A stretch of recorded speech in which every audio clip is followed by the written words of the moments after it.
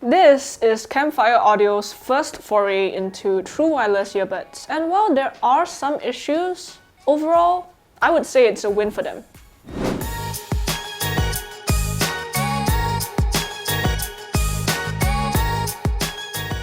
Hey guys, we have the Campfire Audio Orbit earbuds with us today, and they are pretty darn good if you can overlook some issues. Before we get into the review, don't forget to hit that subscribe button and turn on notifications so you don't miss out on upcoming videos. So let's talk design first. The packaging and unboxing experience was really quite impressive and a nice touch to Campfire Audio's space-themed wired products from before. I mean, Andromeda, Solaris, Equinox, yeah, pretty space-themed. But yes, this blue box is gorgeous, and there's even an encouraging nicely done when you lift the flap.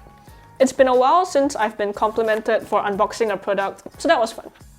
Inside, you get the foam and silicone ear tips, a very short charging cable, a cool little pin, and a booklet for controls, pairing, reset, and all that. And that's about it. Oh, and the earbuds and case, of course. So immediately off the bat, I'm a little conflicted on the color choice that Campfire Audio has gone with. It's a subdued beige/brown on the outside of the case, and I do like that you get a pop of lime green on the inside. But the earbuds themselves are the same beige/brown color, which is pretty reminiscent of a hearing aid. Not the best idea, I think. The case, additionally, is kinda problematic. It's made of plastic, and normally I wouldn't nitpick here because a lot of cases use plastic. But this plastic seems to be really soft. I placed it in my bag while going out, and when I got home, there was already a ding on the case. Not even a scuff, but an actual ding. Bit of a shame, really. It would be nice if a stronger plastic was used here. Anyway, onto the earbuds. It's a bit hard to take them out of the case because of how the lid opens. So instead of having a finger on top and bottom, I end up having to remember to place my fingers on the sides to pull the earbuds out of the case instead. But the design certainly is in line with Campfire Audio's standard look, and it's pretty nice. These come with the silicone tips by default, but they are not my favorite for a few reasons. First, I found that the silicone tips did not help with passive noise isolation very much, while the foam, of course, does a better job. Additionally, the stainless steel nozzles of these earbuds are rather short, resulting in a shallower insertion in the ear canal, meaning again, less noise blocked out and a less secure fit. With the silicone tips, I found myself constantly readjusting the earbuds as they would move out of place with the simplest motion or me opening my mouth. With the foam tips, it's less of an issue. Regardless of whether you're using the foam tips or silicone tips, one problem remains. There's no wax filter or guard, meaning that all your earwax will eventually end up, inside the nozzle. There's no good solution here except to either get third-party tips that have wax filters or just make it a point to clean the nozzles frequently. There are touch controls here and it's pretty straightforward.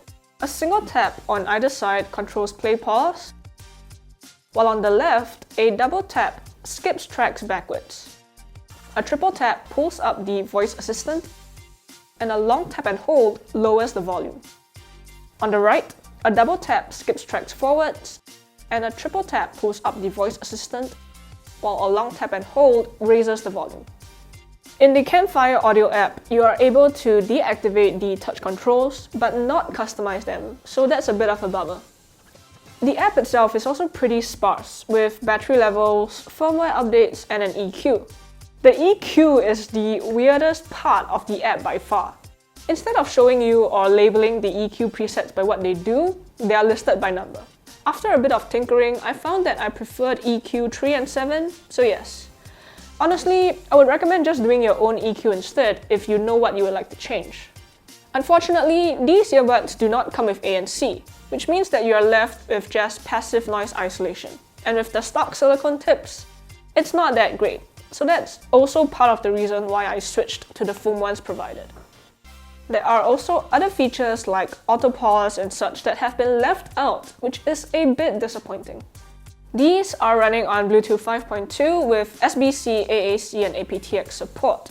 And while connectivity was quite solid, I did encounter one incident where the right earbud seemed to be completely dead.